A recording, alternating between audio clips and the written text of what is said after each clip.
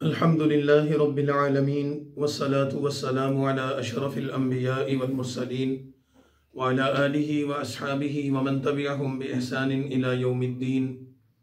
अम्मा बअदु फ़अऊज़ु बिल्लाहि मिनश शैतानिर रजीम। बिस्मिल्लाहिर रहमानिर रहीम। तासीम मीम तिल्का आयातुल किताबिल मुबीन नतलू अलैका मिन नबइ मूसा व फ़िरऔन बिल हक़्क़ि लिक़ौमिन युमिनून। सदक़ल्लाहुल अज़ीम। सूरतुल क़सस कुरान करीम की 28 नंबर सूरत है और नुज़ूली एतबार से इसका नंबर 49 है। ये सूरत भी मक्की है, यानी रसूलुल्लाह सल्लल्लाहु अलैहि वसल्लम के मक्का के क़याम के ज़माने में नाजिल हुई। 88 आयात और 9 रुकू पर मुश्तमिल इस सूरत में दरअसल 3 अफराद का ज़िक्र किया गया है जो तारीख़ की नामवर शख्सियात हैं। एक हज़रत मूसा अलैहिस्सलातु वस्सलाम जो अल्लाह के जलीलुल क़द्र पैगम्बर थे।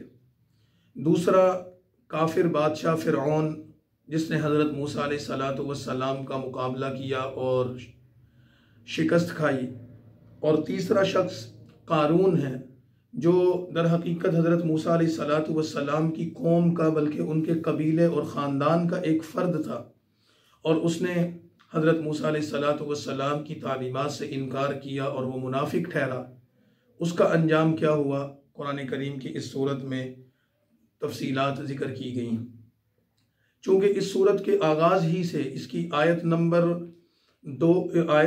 3 ही से हज़रत मूसा अलैहिस्सलातु वस्सलाम के किस्से को नकल करना शुरू किया गया है और तकरीबन पूरी सूरत ही हज़रत मूसा अलैहिस्सलातु वस्सलाम के इन वाक़यात को बयान करती है और फिर उसमें फ़िरऔन और क़ारून के किस्से हैं।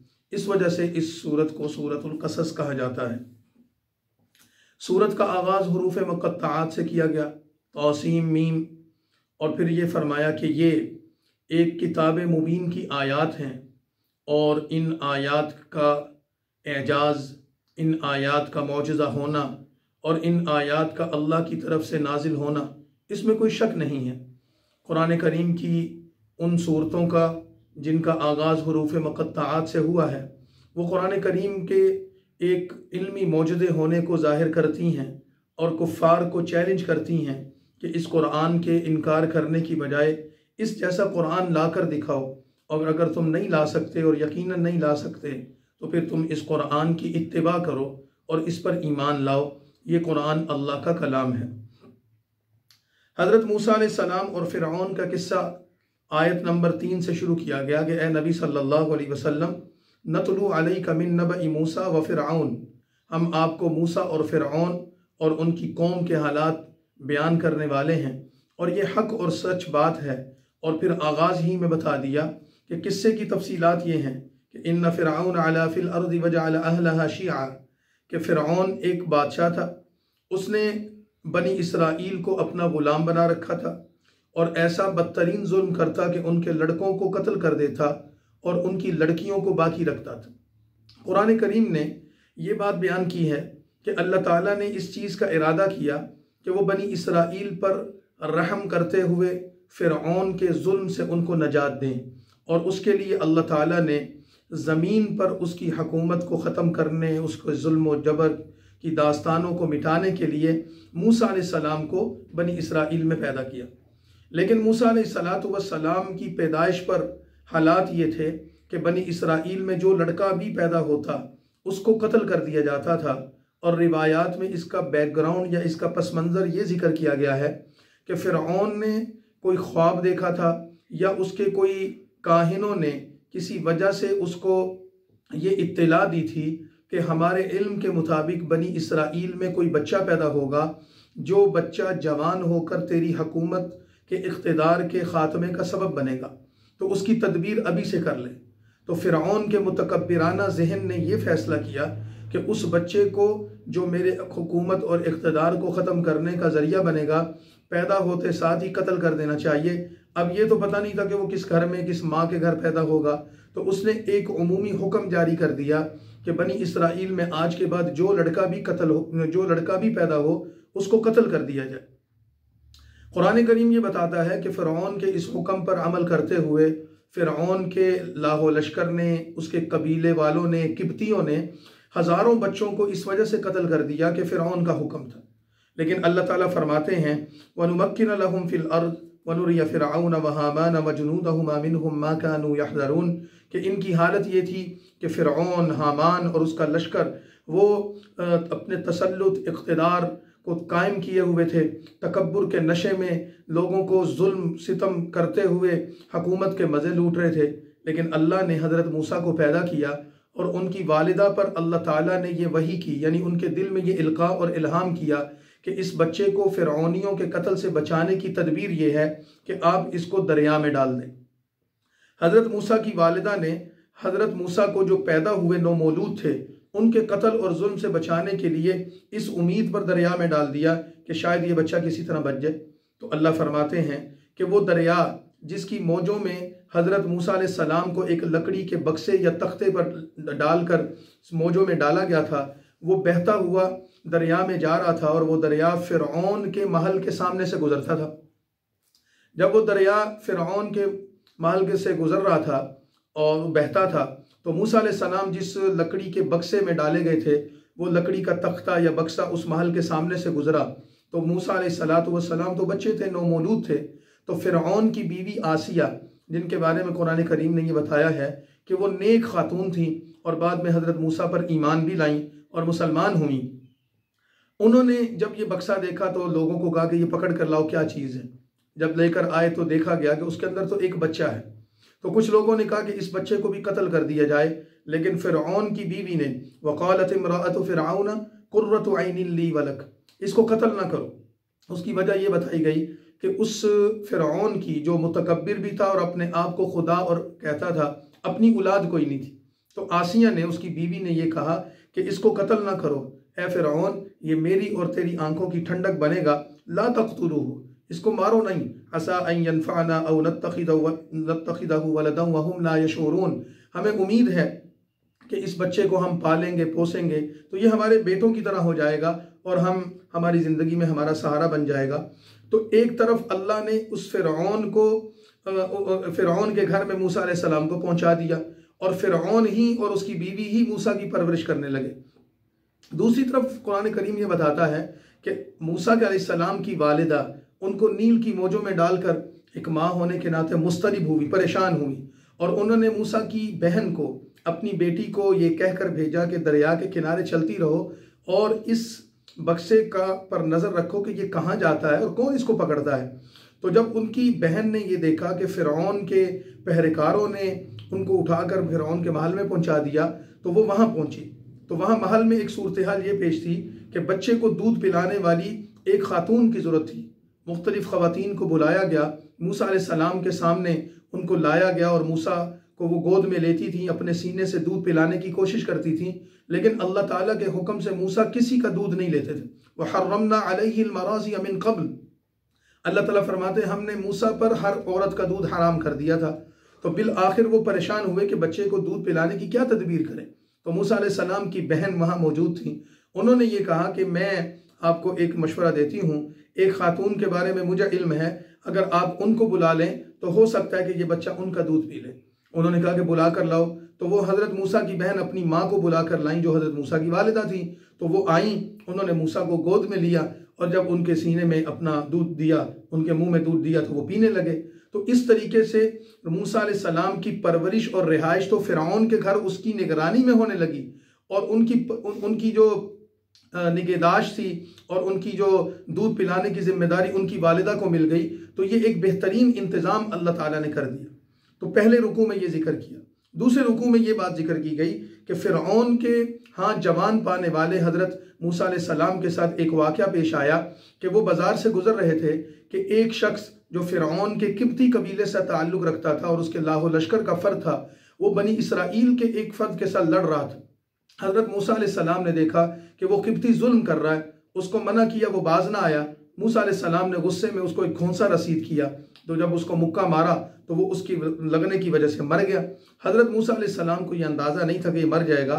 फरमाने लगे हाज़ा मिन अमल शैतान, मेरा तो इरादा नहीं था लेकिन ये तो शैतान ने मुझसे करवा दिया, या अल्लाह ये तो मैंने बड़ा गलत काम कर दिया। अब ये इस चीज़ पर परेशान हो गए और पूरे शहर में खबर फैल गई कि फ़िरऔनियों का एक बंदा कत्ल हो गया और कातिल मालूम नहीं। हज़रत मूसा अलैहिस्सलाम अगले दिन फिर बाज़ार से गुजर रहे थे और 6 मगोइयाँ हो रही थी कि देखा कि वही बनी इसराइल का शख्स वो उसी बाज़ार में एक दूसरे किब्ती से लड़ रहा। तो हज़रत मूसा समझ गए कि असल में फसादी ये मेरी कौम का बंदा है, कल किसी और से झगड़ा कर रहा था, आज मुझसे झगड़ा कर रहा है, ये आज किसी और बंदे से झगड़ा कर रहा है। तो हज़रत मूसा अलैहिस्सलातु वस्सलाम ने उसको डांटा कि तू कल भी झगड़ रहा था और आज फिर झगड़ रहा है। और जब उसको सख्ती की तो वो डर गया और उसने मूसा अलैहिस्सलाम को मुखातिब होकर ये कहा कि ए मूसा, कल तूने एक बंदे को कत्ल किया था, उरीदु अन तक़्तुलनी कमा क़तलत नफ़्सन बिल अम्स, आज तू मुझे वैसे ही कत्ल कर देगा जैसे तूने कल किब्ती को मारा था। तो वो बदबख्त ये भूल गया कि ये मूसा तो मेरा मोहसिन है और इन्होंने तो मुझ पर एहसान किया था, लेकिन बेवकूफ़ इंसान ने हज़रत मूसा के राज को फाश कर दिया। तो इससे शहर में पता चल गया कि कल का कातिल मूसा है। तो बादशाह की तरफ से कहा गया कि मूसा को गिरफ्तार करो।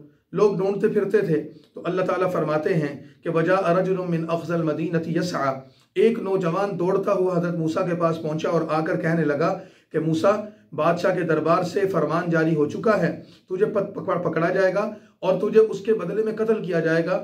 मैं तुझे नसीहत करता हूँ कि इस शहर को छोड़कर कहीं और चले जाओ। तो हज़रत मूसा अलैहिस्सलाम अपनी जान बचाने के खौफ से मिस्र को छोड़कर एक नामालूम मंजिल की तरफ रवाना हो गए। सूरह कसस के तीसरे रुकू में ये बात बताई है कि हज़रत मूसा सफ़र करते हुए मदियन शहर पहुँचे। वहाँ मुसाफिर थे, तन्हा थे, कोई जान पहचान नहीं थी। तो वहाँ उन्होंने एक मंजर देखा कि एक कुआं है, उसके इर्द गिर्द काफ़ी सारे लोग पानी निकाल कर अपने जानवरों को पिला रहे हैं और दूर 2 लड़कियां खड़ी हैं, उनके साथ कुछ बकरियां हैं। और जब वो लोग चले गए तो वो बाकी बचा हुआ पानी वो अपनी बकरियों को पिलाने लगे और कुएं को बंद करके लोग चले गए थे। तो उन लड़कियों में ये हिम्मत नहीं थी कि वो कुआं खोल सके, तो वो पानी जो गिरा हुआ था या वहाँ जो बचा हुआ था वो पिला रही थी। तो हज़रत मूसा ने उनको आकर कहा कि क्या मसला है कि लोगों ने पानी पिलाया और तुमने नहीं पिलाया। तो उन्होंने कहा कि हमारे पास कोई मर्द नहीं है, कोई भाई नहीं है घर में, हमारे वालिद हैं और वो ज़ईफ़ हैं और हम यहाँ बकरियों को पानी पिलाने आती हैं तो लोग अपनी मनमानी करके, अपनी मर्जी करके और ख़ुदगर्जी से चले जाते हैं। तो हज़रत मूसा अलैहिस्सलाम ने यह बात फरमाई कि मैं तुम्हारा मददगार हूँ, और उन्होंने कुएं से पानी भी खींचा, बकरियों को पानी भी पिलाया। ये 2 बच्चियाँ अपने घर वापस गईं और उन्होंने अपने वालिद मोहतरम को जाकर ये किस्सा सुनाया और हज़रत मूसा अलैहिस्सलातु वस्सलाम के बारे में ये बताया कि एक मुसाफिर शख्स था, नौजवान था, बड़ा साले किरदार था, उसने हमारे साथ ये ताउन किया। तो उनके वालिद जो दर हकीकत मदियन के नबी हज़रत शुएब अलैहिस्सलाम थे, वो उनकी बेटियां थीं, उन्होंने अपनी बेटियों को कहा कि जाओ और उसको लेकर आओ और उसकी हम तवाज़ो करें, मेहमान नवाजी करें। हज़रत मूसा अलैहिस्सलाम के बारे में कुरान करीम ये कहता है कि वो वहीं बैठे थे कि उन बच्चियों में से एक बच्ची चलती हुई हज़रत मूसा अलैहिस्सलाम के पास आई और कुरान करीम ने उसका ये नक्शा खींचा है, फ़जाअतहु इहदाहुमा तमशी अला इस्तिहया। उन लड़कियों में से एक लड़की चलते हुए आई, लेकिन वो हज़रत मूसा के लिए चूँकि नामहरम थी, गैर थी, तो हया से सिमट सिमट कर चल रही थी। कुरान ने उसकी तारीफ़ कर दी, बाहया बच्ची थी। और उसने आकर हज़रत मूसा को कहा कि मेरे वालिद आपको बुला रहे हैं। हज़रत मूसा उनके घर गए और जाकर उनसे मिले, उन्होंने इनकी खिदमत की, इकराम किया, सारा किस्सा सुना। तो हज़रत शुएब अलैहिस्सलाम ने कहा तुम्हें गमज़दा होने की ज़रूरत नहीं, तुम मेरे पास रहो।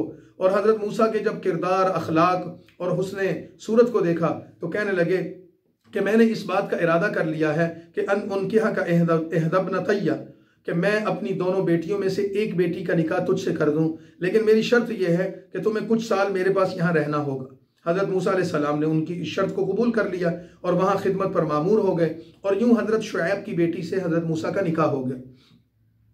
कुरान करीम की सूरह कसस 4थे रुकू में ये बयान किया जाता है कि एक मुद्दत मुतय्यन के बाद हज़रत मूसा अलैहिस्सलाम अपनी बीवी को लेकर मदियन शहर से वापस अपने आबाई वतन मिस्र जा रहे थे और रास्ते में उनको मौसम की सर्दी की वजह से, रात की तारीकी की वजह से आग की ज़रूरत पड़ी।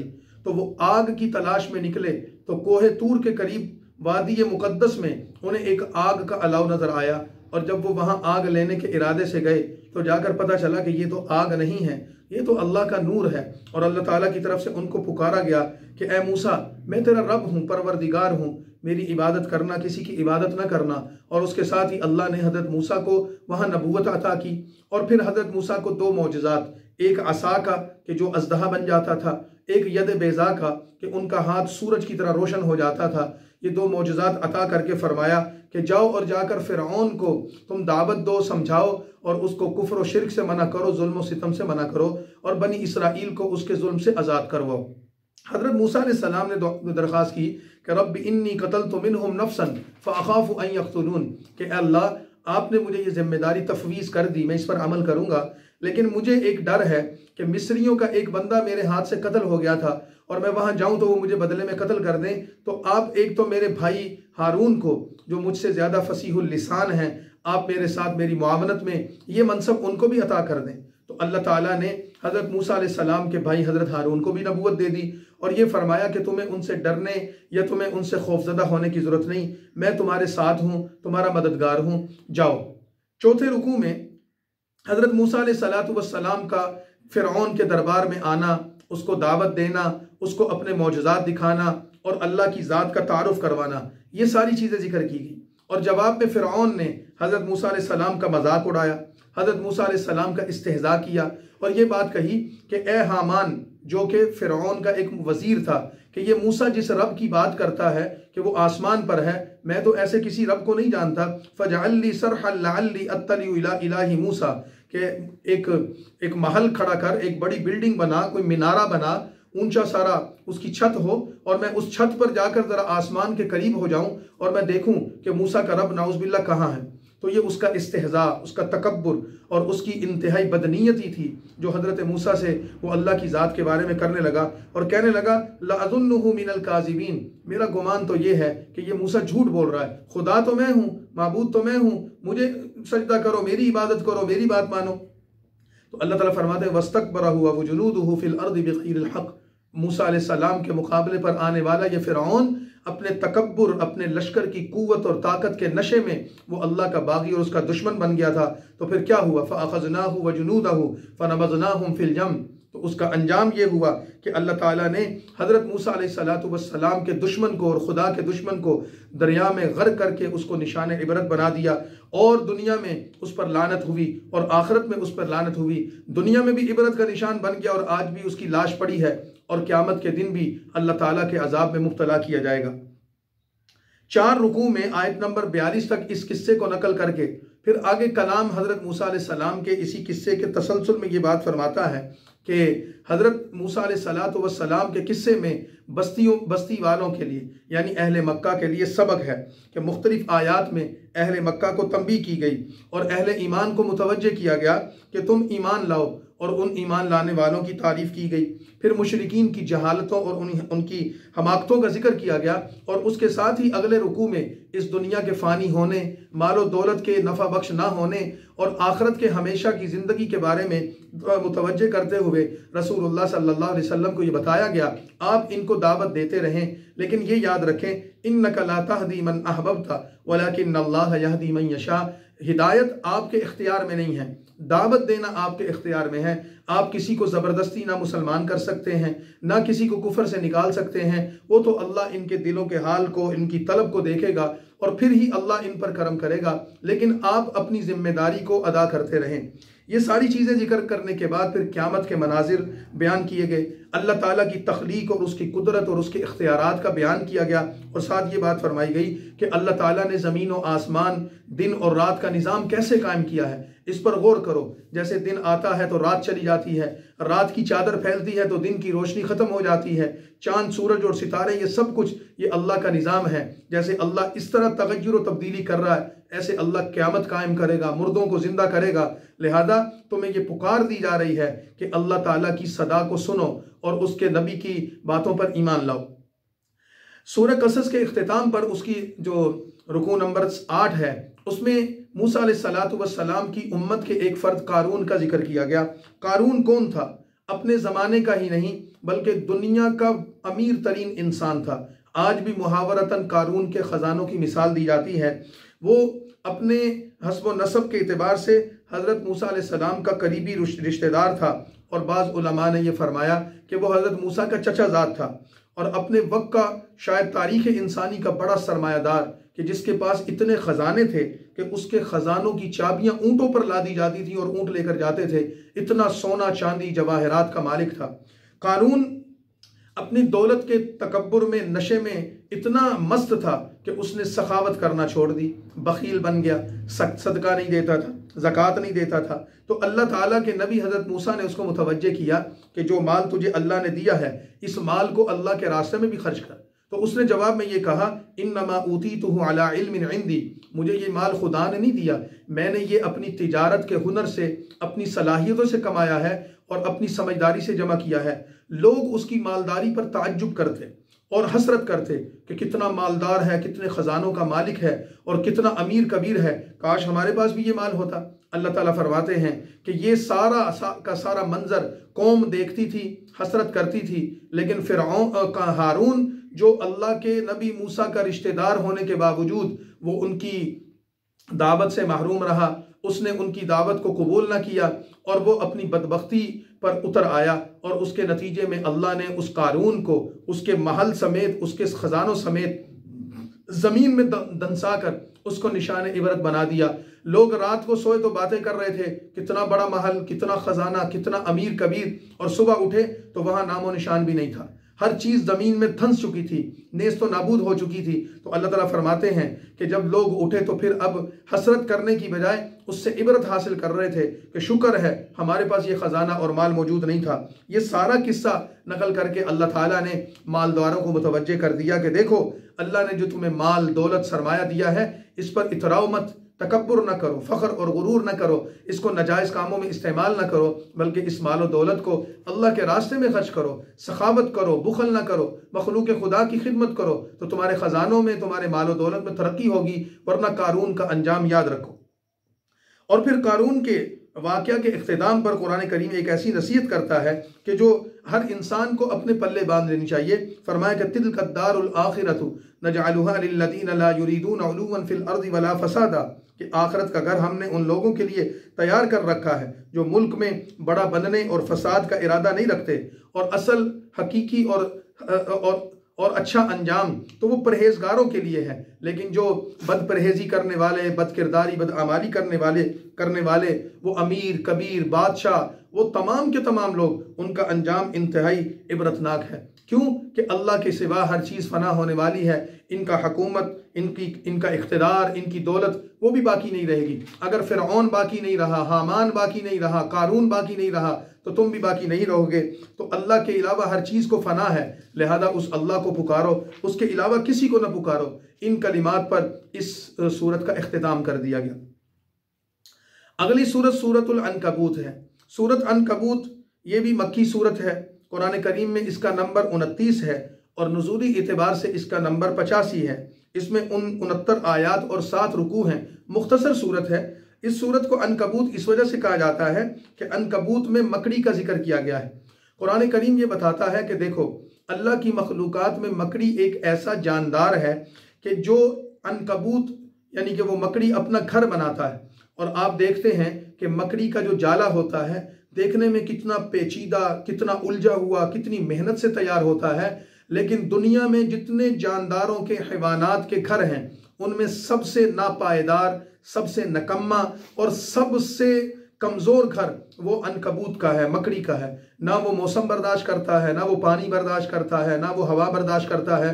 फूंक मारो तो उसका घर उड़ जाता है, लेकिन वो कितनी मेहनत से तैयार करता है। तो कुरान करीम ने ये मिसाल देकर फरमाया कि ये काफिरों का जितना तसव्वुरात हैं, दुनिया का निज़ाम है, इनके बुत हैं और इनके अकायद हैं और इनका मालो दौलत है और अल्लाह के अलावा जो कुछ भी इनके पास है, इसकी हैसियत मकड़ी के जाले से ज़्यादा नहीं है, बल्कि उतनी भी नहीं है। लिहाजा ये सबक बताकर अल्लाह ताला ने इस सूरत में मुसलमानों को तसल्ली दी और रसूलुल्लाह सल्लल्लाहु अलैहि वसल्लम को एक चीज़ जिक्र फरमाई, वो ये कि ए नबी सल्लल्लाहु अलैहि वसल्लम, इब्तला, मुसीबतें, तकलीफ़ें, परेशानियां ये अल्लाह के नेक बंदों पर आती हैं, आप इस पर सब्र करें। सूरत का आगाज़ हुरूफ़ मुक़त्तआत से हुआ, अलिफ लाम मीम, और फिर अलिफ लाम मीम के साथ ये बात फरमा दी कि लोग ये गुमान करते हैं कि उनको अल्लाह की बारगाह में पेश नहीं होना और हम ईमान लाएंगे और हम पर कोई तकलीफ मुसीबत नहीं आएगी, तो उनको बता दो कि जन्नत का हुसूल आसान नहीं है।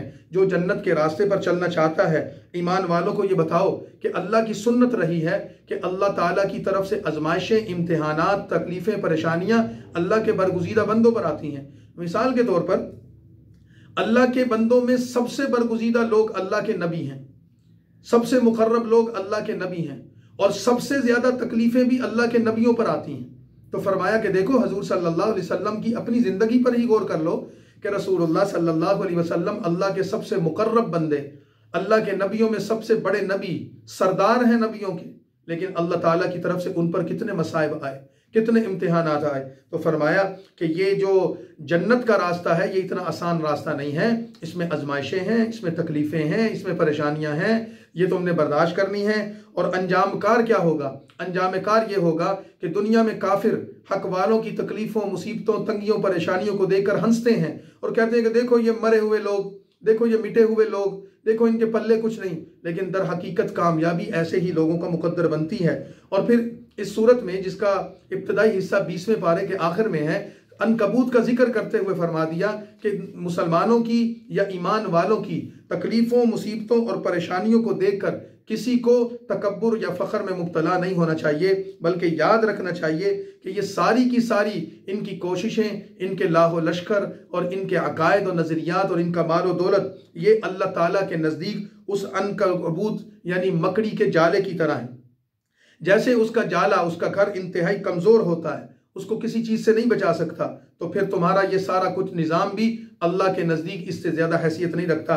फरमाया व इन्न औहनल बुयूत लबैतुल अनकबूत, तुम अगर समझते, जानते, गौर करते तो तुम्हारा सारा का सारा ये तदबीर, सारा सिस्टम, सारा निज़ाम अल्लाह के सामने ये अनकबूत के जाले की तरह है, मकड़ी के घर की तरह है। व तिलकल अमसालु नदरिबुहा लिन्नास, और ये मकड़ी के जाले को बतौर मिसाल अल्लाह पेश करके तुम्हें मुतवज्जे करते हैं कि खलक़ल्लाहु अस्समावाति वल अर्ज़ बिल हक़, ज़मीन और आसमान को अल्लाह ताला ने अपने हुक्म से सच्चाई और सदाकत के साथ पैदा किया है। उस पर बादशाही भी अल्लाह की है, कोई अल्लाह ताला को शिकस्त नहीं दे सकता, कोई अल्लाह पर गालिब नहीं आ सकता। सूरह अनकबूत का दूसरा हिस्सा 21वें पारे का आगाज़ है और इसके 2-3 रुकू 21वें पारे में है। और 21वें पारे के आगाज़ ही में इस सूरत में मुसलमानों को इस चीज़ की तरफ मुतवज्जे किया गया कि मुसलमानों तिलावत की तरफ मुतवज्जे हो जाओ। जो कुरान अल्लाह ने नाजिल किया है इसको पढ़ो, इसकी तिलावत करो।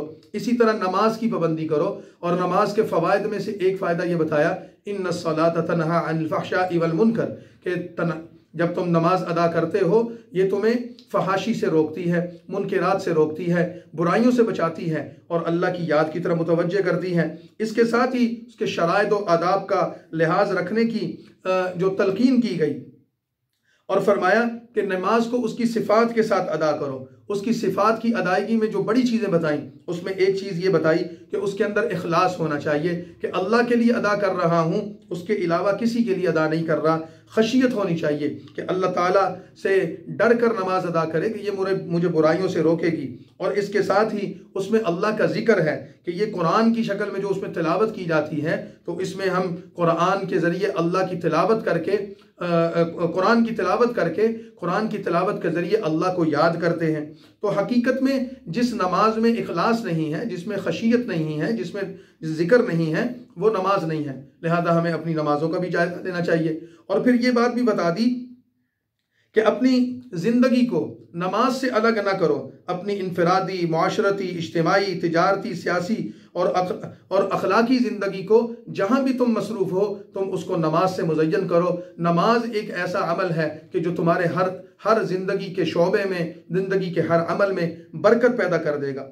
और फिर इस सूरत के दूसरे आखिरी हिस्से में नबी करीम सल्लल्लाहु अलैहि वसल्लम की सदाकत की अलामात जिक्र की गई, और उसमें से एक बड़ी अलामत ये जिक्र की गई कि नबी करीम सल्लल्लाहु अलैहि वसल्लम उम्मी हैं, यानी आप ना लिखते हैं ना पढ़ते हैं, लेकिन अल्लाह ताला ने आपके किसी लिखने पढ़ने की सलाहियत ना होने के बावजूद, किसी के शागिर्द ना होने के बावजूद आप में ऐसी काबिलियत, कमाल और सलाहियत पैदा कर दी कि आपकी ज़बान पर उलूम के चश्मे जारी हुए, हिकमत के मोती आप बखेरते हैं। तो रसूलुल्लाह सल्लल्लाहु अलैहि वसल्लम की सदाकत की दलील जिक्र करते हुए मुनकिरीन की तरफ अल्लाह ताला ने एक हुज्जत कायम कर दी कि जो कहते थे कि आप सल्लल्लाहु अलैहि वसल्लम मौजज़ात क्यों नहीं लेकर आते, हमारी मर्जी का मौजज़ा। तो अल्लाह ने फरमाया कि क्या कुरान से बढ़कर भी कोई मौजज़ा हो सकता है? क्या कुरान की मिसल भी कोई मौजज़ा हो सकता है? कुरान की मौजूदगी में किसी और मौजज़े की ज़रूरत ही नहीं। और फिर उनकी जहालत का जिक्र करते हुए फरमाया कि जब ये कुरान के अलावा किसी और मौजज़े का मुतालबा करते हैं तो दर हकीकत ये मौजज़ा नहीं मांग रहे, दर हकीकत ये अल्लाह का अजाब मांग रहे हैं। क्योंकि कुरान एक ऐसी चीज़ है कि जिसमें अल्लाह ताला ने अव्वल ता आखिर हर चीज़ के हालात को बयान कर दिया, अहकाम को बयान कर दिया, आदाब को बयान कर दिया, दुनिया के हर दौर की ज़रूरियात और उसके मसाइल का हल कुरान करीम ने जिक्र कर दिया। और आप सल्लल्लाहु अलैहि वसल्लम को फिर इसके साथ ही ये बात भी बताई गई कि जो लोग मक्का में मुकीम हैं, अगर कुरान पर अमल करना, दीन पर अमल करना उनके लिए मुश्किल हो रहा है तो अल्लाह ताला फिर उनको हुक्म देते हैं कि वो यहाँ से कूच कर जाएं, यहाँ से हिजरत कर जाएं। और ये कह दिया कि मेरे बंदो, मक्का की सरजमीन को निकल कर ज़रा बाहर देखो, अल्लाह की ज़मीन बहुत वसी है, कोई और ठिकाना इख्तियार कर लो, वहाँ अल्लाह तुम्हें तरक्कियाँ देगा, इज़्ज़तें देगा। और फिर मुसलमानों ने इसी तरह ही किया। और जब वो मक्का से निकले और उन्होंने मदीना की तरफ हिजरत की तो अल्लाह ताला ने उनको सरबुलंद किया, उनको इख्तिदार भी दिया, उनको आज़ादी भी दी। और इसके साथ फिर इस सूरत का इख्तिताम इस आयत पर किया गया है, वल्लज़ीना जाहदू फ़ीना लनहदियन्नहुम सुबुलना। ये आयत गोया के इस पूरी सूरत का एक खुलासा है कि फरमा रहे हैं कि जो लोग हमारे लिए कोशिश यानी मुजाहिदा करते हैं, हम इन्हें अपने रास्ते पर ज़रूर चलाते हैं और बेशक अल्लाह ताला नेक लोगों का ही साथ देता है। तो इस उन्वान पर इस सूरत को मुकम्मल कर दिया गया। अगली सूरत सूरह रूम है। सूरह रूम कुरान करीम की 30 नंबर सूरत है। 84वें नंबर पर इसका नुज़ूल हुआ था और ये सूरत भी मक्की है। रूम इस सूरत का नाम इस वजह से है कि इस सूरत में मुशरिकीन मक्का के हवाले से और उस ज़माने की एक बड़ी सल्तनत के हवाले से बात की गई। रसूलुल्लाह सल्लल्लाहु अलैहि वसल्लम जिस ज़माने में मक्का में मुकीम थे उस वक़्त दुनिया में दो बड़ी ताकतें थीं। एक ईरान की बादशाहत थी जो आतिश परस्त मजूसी थे और मुशरिक थे। दूसरी रूम की हुकूमत थी, उसका बादशाह था जो हज़रत ईसा अलैहिस्सलाम के मज़हब के पैरोकार थे। और इन दोनों बड़ी सुपर पावर्स के दरमियान उस ज़माने में जंग जारी थी और उस जंग के नतीजे में जो आतिश परस्त मजूसी थे, जो मुशरिक थे ईरान वाले, ये उन पर गालिब आ रहे थे और रूम के लोग जो आसमानी मज़हब के मानने वाले थे मुसलसल शिकस्त खाते चले जा रहे थे।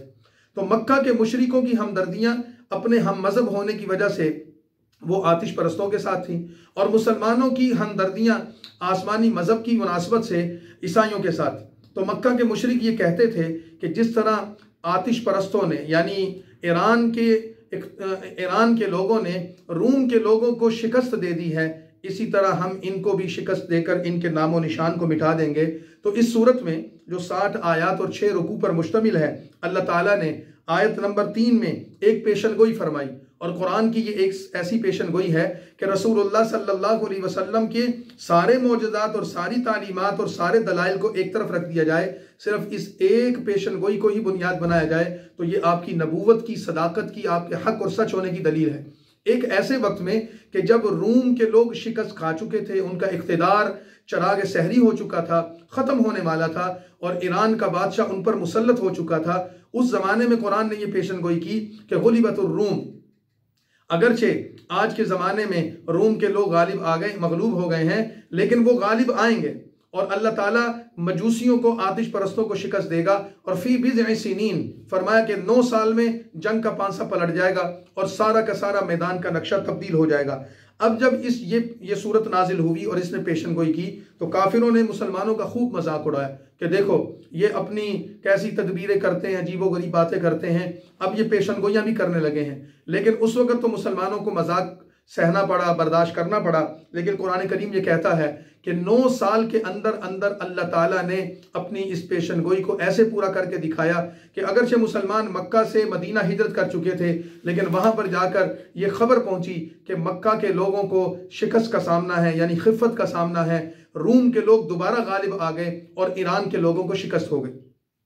तो कुरान करीम ने 9 साल के अंदर अंदर ईरानियों की शिकस्त और रूमियों के गलबे की पेशन गोई करके अपनी हक्कानियत की दलील पेश कर दी और मक्का के लोग इस मजाक का निशाना बन गए। और इत्तेफाक ये है कि जिस दिन मुसलमानों को बदर के मैदान में रसूलुल्लाह सल्लल्लाहु अलैहि वसल्लम को फतह हासिल हुई और काफिरों को इबरतनाक शिकस्त हुई, उसी मौके पर मुसलमानों को यह खबर भी मौसूल हुई कि वहां पर रूम वाले गालिब आ गए हैं और मजूसी शिकस्त खा गए।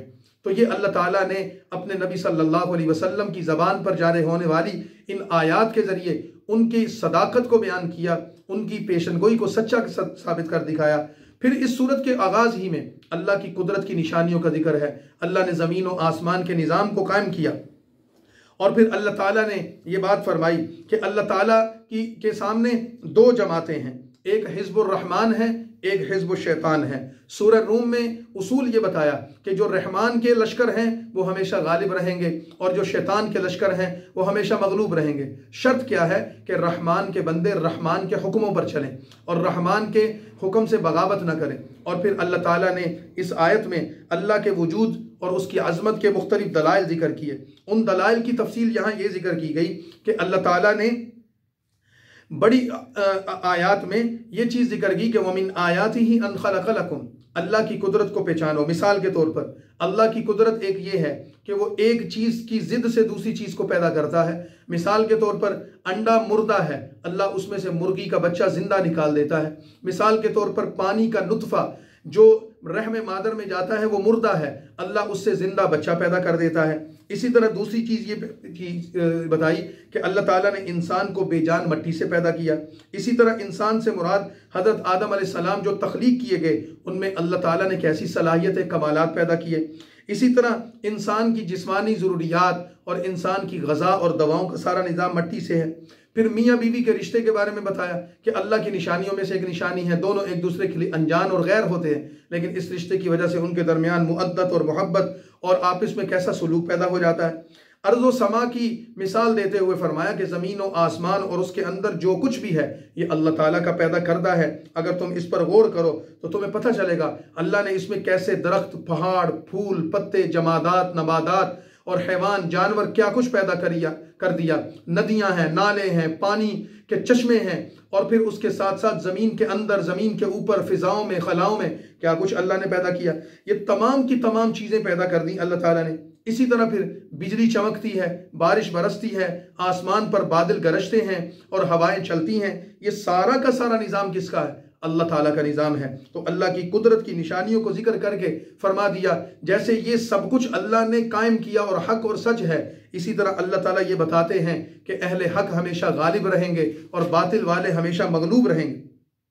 और फिर फरमाया कि जैसे मुर्दों की मिसाल दी गई कि मुख्तलिफ चीज़ें मुर्दा होती हैं और वो किसी काम की नहीं होती, इसी तरह इस सूरत में कुफ़ार मक्का के बारे में ये बताया गया कि कुफ़ार मक्का अल्लाह के नज़दीक मुर्दों से ज़्यादा हैसियत नहीं रखते। इस तरह रसूलुल्लाह सल्लल्लाहु अलैहि वसल्लम को तसल्ली देकर ये बात इरशाद फरमाई गई, आपको इनसे मरऊब होने की ज़रूरत नहीं है, आपको इनसे तकलीफ़ और परेशानियों से, आपको इनसे घबराने की ज़रूरत नहीं है। ये मसाइब तो आपके लिए तरक्की का दरवाज़ा खोलेंगे और आपको बुलंदी अता करेंगे। इन उन्वानात पर, इन मज़ामीन पर इस सूरत को मुकम्मल कर दिया गया। 21वें पारे की अगली सूरत सूरह लुक़मान है। मुख्तसर सूरत है, 34 आयात और 4 रुकू हैं। मक्का में नाजिल हुई। हज़रत लुक़मान एक नेक इंसान थे। बाज़ रिवायात में यह है कि वो अल्लाह के पैगंबर थे और बाज़ में यह है कि वो पैगंबर नहीं थे, अपने दौर के एक बहुत बड़े बुजुर्ग थे, लेकिन वो कितने बरगुज़ीदा इंसान थे कि अल्लाह ताला ने उनके नाम पर एक पूरी सूरत नाजिल की। ये सूरत कुरान पाक में 31वें नंबर पर है और नुज़ूली एतबार से इसकी तरतीब 57 है। सूरह लुक़मान मक्का में नाजिल हुई और इसके अंदर भी अल्लाह ताला ने अपनी तौहीद, अपनी कुदरत की निशानियों को बयान करके रसूलुल्लाह की नबूवत और रिसालत को बयान किया, मरने के बाद जिंदा होने को बयान किया और फिर खुसूसन हज़रत लुक़मान का जिक्र किया। मक्का के लोग हज़रत लुक़मान को बहुत ताज़ीम के साथ याद करते थे, उनका बहुत एहतराम करते थे। तो अल्लाह ताला ने फरमाया कि लुक़मान को याद करते हो तो उन हज़रत लुक़मान का सिर्फ नाम लेते हो, तुम उनकी नसीहतों से भी सबक हासिल करो कि जो उन्होंने अपने बेटे को की थी। तो इसके रुकू नंबर 2 में हज़रत लुक़मान की उन नसीहतों का भी जिक्र किया गया। लेकिन सूरत का आगाज़ हुरूफ मुक़त्तआत अलिफ लाम मीम से कर कुरान के मौजूदा होने को बयान किया गया। कुरान की हक़ानियत पर बयान करते हुए फरमाया कि देखो, मक्का में एक शख्स था, वो सफ़र पर गया और एक लौंडी को लेकर आया, मुगन्निया गाना गाने वाली थी, और वहां से कोई किताब उठाकर लाया किसी शहर से और आकर कहा कि जैसे नाउज़ बिल्लाह मुसलमान ये अपने शेर व शायरी हमें सुनाते हैं, देखो इनके मुकाबले पर मैं क्या लेकर आया हूं। और वो औरत शेर पढ़ती, तराने गाती और लोगों को तरन्नुम के साथ सुनाती तो लोग वाह वाह करते। तो कहने लगा कि मैंने कुरान के मुकाबले पर इसको लेकर आया हूं। तो अल्लाह ताला ने उसका जिक्र करते हुए फरमाया, इस बदकिरदार को ये नहीं पता कि ये गाना बजाना है, ये तो शैतानी काम है, और ये कुरान तो अल्लाह का कलाम है। मोमिनीन का दिल गाने बजाने में नहीं लगता, मोमिनीन का दिल तो अल्लाह के कुरान पर लगता है। लेकिन इस बदबख्त ने ये जो हरकत की है, उलाइका लहुम अज़ाबुम मुहीन, इनके लिए तो फिर ज़बरदस्त अजाब है। लेकिन नेक अमाल करने वाले लोगों से अल्लाह ताला ने जन्नत का वादा किया है। फिर अल्लाह ताला की कुदरत और वहदानियत के मुख्तलिफ दलाइल जिक्र करते हुए ये फरमाया कि अल्लाह ताला ने देखो आसमानों को बगैर सैतून के पैदा किया, उसमें रोशन सितारे बनाए, चांद और सूरज का निज़ाम बनाया, सैयारे और कहकशाएं बनाई। ये सारी फल्कियात की दुनिया, खलाएं, फ़ज़ाएं इतनी वसी और लामहदूद हैं, किसका पैदा करदा है, किसका बनाया हुआ है? अल्लाह का बनाया हुआ है। तो तुम इस पर जब गौर करते हो, फिर तुम देखो अल्लाह ने ज़मीन पर पहाड़ पैदा किए, पहाड़ों का तवाज़ुन, ज़मीन का तवाज़ुन बरकरार रखा, फिर पहाड़ों पर तुम्हारे लिए रास्ते बनाए, ज़मीनी, फ़िज़ाई और समुद्री रास्ते बनाए, जानवर पैदा किए, समुंदर के जानवर अलहदा हैं, सहराओं के जानवर अलहदा हैं, पहाड़ी इलाकों के जानवर अलहदा हैं। फिर फरमाया कि अल्लाह ताला आसमान से बारिश बरसाता है, वो पानी कैसे ज़मीन में जमा हो जाता है, उसके ख़जाने महफूज हो जाते हैं, फिर उस पानी के ज़रिए ज़मीन तरोताज़ा होती है, सब्जियाँ उगाती है, फल उगाती है, तुम्हारे लिए खाना बनता है, तुम्हारे जानवरों के लिए चारा बनता है, तुम्हारी ग़ज़ाएँ और दवाएं ज़मीन से पैदा होती हैं। ये सब कुछ किसने किया? अल्लाह ताला ने किया। ये सारी चीज़ें जिक्र करके फिर हज़रत लुक़मान अलैहिस्सलाम का जिक्र किया कि वलक़द आतैना लुक़मानल हिकमत अन इश्कुर लिल्लाह। हज़रत लुक़मान का नाम लेते हो, ताज़ीम करते हो, लेकिन उनकी तालीमात पर गौर करो कि वो अल्लाह के बंदे थे और वो कैसी कैसी नसीहतें फरमाते थे। उनके अक़वाल में तुम्हारे लिए इबरत और नसीहत भी है। उनका कलाम इंतहाई दानिश पर मबनी था और वो कैसी कैसी बातें फरमाते थे। उनमें से पहली वसीयत जो हज़रत लुक़मान ने अपने बेटे से की थी वो सबसे बड़ी बात थी, और उन्होंने फरमाया था, या बुनैया ला तुशरिक बिल्लाह, अल्लाह के साथ किसी को शरीक ना करना, क्योंकि शिर्क बहुत बड़ा जुल्म, इन्ना शिर्क लज़ुल्मुन अज़ीम, ये बहुत बड़ा जुर्म, बहुत बड़ा कुफर। तो काफिरों, मक्का के लोगों, लुक़मान का नाम लेते हो, लेकिन उनके बेटे को जो उन्होंने वसीयत की थी कि शिर्क ना करना, तुम इस पर क्यों नहीं अमल करते? इसी तरह उन्होंने अपने बेटे को आखिरत के बारे में वसीयत की थी, जिसका हासिल कलाम यह है कि मेरे बेटे गुनाह ना करना, छोटा गुनाह ही क्यों ना हो उसको मामूली ना समझना, और किसी पोशीदा जगह पर भी तू चला जाए तो तेरा गुनाह अल्लाह से नहीं छुप सकता। क़यामत के दिन अल्लाह तेरे सामने तेरे गुनाह को पेश कर देगा, लिहाजा गुनाहों से बचना। गुनाह हो जाए तो फिर तौबा कर लेनी चाहिए, लेकिन गुनाह को मामूली ना समझना। तीसरी वसीयत अल्लाह ताला की तरफ तवज्जो करवाते हुए ये बात फरमाई कि अल्लाह ताला की तरफ तवज्जो करने और उसको मानने की क्या शक्लें, उसको इबादत करने की तरीके ये हैं कि नमाज अदा करो, लोगों को खैर की तरफ दावत दो, लोगों को शर से मना करो, मसाइब और मुसीबतों पर सब्र करो। फिर चौथी वसीयत हज़रत लुक़मान ने अपने बेटे को ये की, क्या मेरे बेटे कभी तकब्बुर और फ़ख्र में मुब्तला ना होना, ये बहुत बुरी चीज़ है। पांचवी वसीयत अपने बेटे को अच्छे अखलाक सिखाते हुए ये की कि अपनी चाल में मयाना रवि पैदा करो, अकड़ अकड़ कर चलना, बेहूदगी इख्तियार करना और लोगों के सामने फ़ख्र और तकब्बुर का इजहार करना, ये ना करना। इसके साथ ही ये वसीयत भी की कि बोलते वक्त अच्छे अंदाज में लोगों से कलाम करो, तुम चीखो पुकार करके किसी को अपनी तरफ मुतवज्जे नहीं कर सकते, अपने अंदर मियाना रवि पैदा करो, अपनी आवाज़ को धीमा बनाओ। क्यों कि ये चीखो पुकार वाली आवाज़ ये तो गधे की आवाज़ है, इन्ना अनकरल अस्वाति लसौतुल हमीर, और जब गधा बोलता है तो पूरे मोहल्ले में उसकी आवाज़ गूंजती है, पूरी बस्ती उसकी आवाज़ को सुनती है, लेकिन उसकी आवाज़ को कोई अच्छा नहीं समझता। तो ये नसीहतें फरमाकर मुशरिकीन की तरदीद करते हुए फरमाया कि हज़रत लुक़मान तो ये कह कर गए थे और तुम में ये कोई एक खूबी भी नहीं पाई जाती। और फिर अल्लाह ताला के खालिक होने का इकरार करते हुए अल्लाह ताला की कुदरत की ऐसी ऐसी निशानियां बयान की, ज़मीन और आसमान के निज़ाम पर गौर करते हुए इस सूरत को ख़त्म किया और आखिर में फरमाया कि इंसान को अपनी पैदाइश पर भी गौर करना चाहिए। कैसे अल्लाह ने इंसान को पैदा किया? एक बाप वो अपने को पैदा किया, फिर उसके बेटे को पैदा किया, बेटा अपनी तख्लीक पर गौर करे कि मेरे बाप के जरिए मैं कैसे वजूद में आया।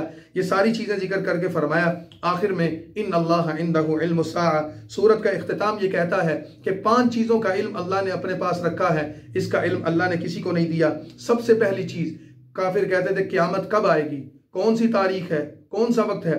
फरमाया क़यामत के आने का इल्म कब आएगी, कौन सी तारीख को आएगी, अल्लाह के पास है, अल्लाह के अलावा किसी के पास नहीं है।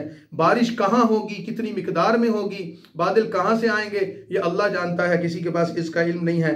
और फिर माँ के पेट में जो बच्चा है किन औसाफ का होगा, नेक होगा या बद होगा, अच्छा होगा या बुरा होगा, ये अल्लाह ही जानता है।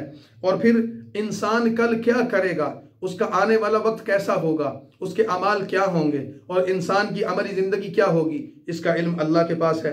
और पांचवी और आखिरी चीज़, मौत कब और किस जगह आएगी, अल्लाह ताला ही जानता है कि किस इंसान को किस जगह मौत आएगी और कब आएगी।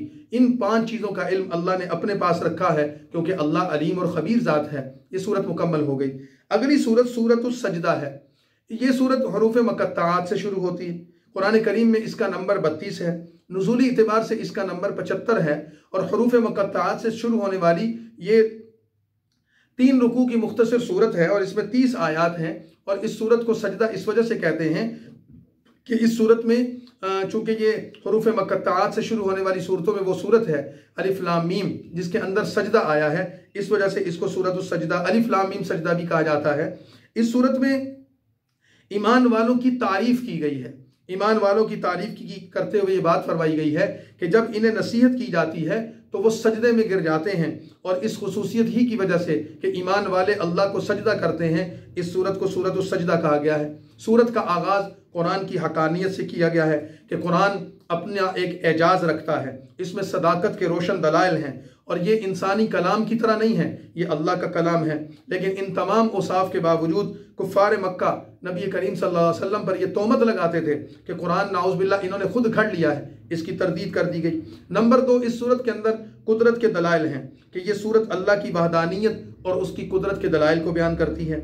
आसमान और ज़मीन को पैदा करने वाला अल्लाह, हर काम की तदबीर करने वाला अल्लाह, पानी के एक हकीर कतरे से इंसान का ऐसा खूबसूरत वजूद बनाने वाला अल्लाह। फिर इंसानी तख्लीक के मुख्तलिफ मराहिल को जिक्र करते हुए फरमाया पानी का कतरा कहाँ से वजूद में आया, असल में तुम्हें अल्लाह ने मट्टी से बनाया, वो नुतफ़ा बना, उस नुतफ़े से फिर लोथड़ा बना, फिर बोटी बनी यानी गोश्त का टुकड़ा बना, और फिर वो हड्डी बनी, फिर उसका वजूद बना, फिर शक्ल बनी, उस पर रंग आया, फिर उसमें वो सलाहियतें आई, फिर उसमें रूह आई।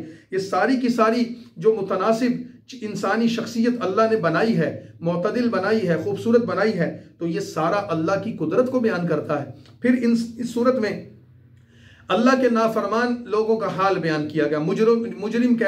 मुजरिमों के हालात क्या होंगे जिक्र कर दिया। क़यामत के दिन सर झुकाकर खड़े होंगे, जिल्लत उनके चेहरों पर छाई होगी और वो आरजू करेंगे काश कि हम दुनिया में वापस जा सकते, लेकिन उनकी ये आरजू पूरी नहीं होगी। और फिर मोमिनीन का हाल जिक्र कर दिया कि मोमिनीन अल्लाह के सामने झुके रहते थे दुनिया में, उनके पहलू उनके बिस्तर से जुदा रहते थे, इबादत में मशगूल रहते थे, अल्लाह के अजाब से डरते और उसकी रहमत के उम्मीदवार थे, अल्लाह के रास्ते में खर्च करते थे। तो फरमाया आज मोमिनीन भी अपने अंजाम को अजर सवाब और अल्लाह की रज़ा की सूरत में देख लेंगे और काफिर भी अपने अंजाम को अल्लाह के गुस्से और उसके अजाब की सूरत में देख लेंगे। और फिर इस सूरत में जन्नत की नेमतों की हकीकत बयान कर दी कि जन्नत एक ऐसी चीज़ है जिसको अल्लाह ने दुनिया में लोगों के सामने बयान तो किया है, लेकिन उसकी हकीकत लोगों को समझ नहीं आती। उस जन्नत की नेमतें इंसानी अकल से मावरा हैं। अल्लाह ने ऐसी खूबसूरत, ऐसी आला और ऐसी बेमिसाल चीज़ें उसमें पैदा की हैं कि इंसान दुनिया में इसकी हकीकत का इदराक नहीं कर सकता। और फिर आखिर में सूरत ख़त्म करते हुए फरमाया कि ए नबी सल्लल्लाहु अलैहि वसल्लम, अल्लाह ताला ने अपने इस कलाम में हज़रत मूसा का जिक्र किया और उनकी तौरात किताब का जिक्र किया कि मूसा को तौरात दी गई। आपको भी अल्लाह ने मूसा की तरह ही नबी बनाकर भेजा और अल्लाह ताला ने आपको कुरान अता किया। गोया कि मूसा भी नबी थे और कुरान मिन जानिबिल्लाह नाजिल हुई, उनकी किताब तौरात अल्लाह की तरफ से आई। आप भी अल्लाह के नबी हैं और आप पर भी अल्लाह का कुरान आया, वो भी सच्चे थे, आप भी सच्चे, तौरात भी सच्ची थी, कुरान भी सच्चा है। और मूसा अलैहिस्सलाम के दुश्मन ने उनको तकलीफ पहुंचाई तो अल्लाह ने उसको पकड़ा। आपका दुश्मन भी आपको तकलीफ पहुंचा रहा है तो अल्लाह आप उसको पकड़ेगा और मोमिनीन को नजात देगा। इस उन्वान पर इस सूरह अलिफ लाम मीम सजदा को भी मुकम्मल कर दिया। व आखिरु दावाना अनिल हम्दुलिल्लाहि रब्बिल आलमीन।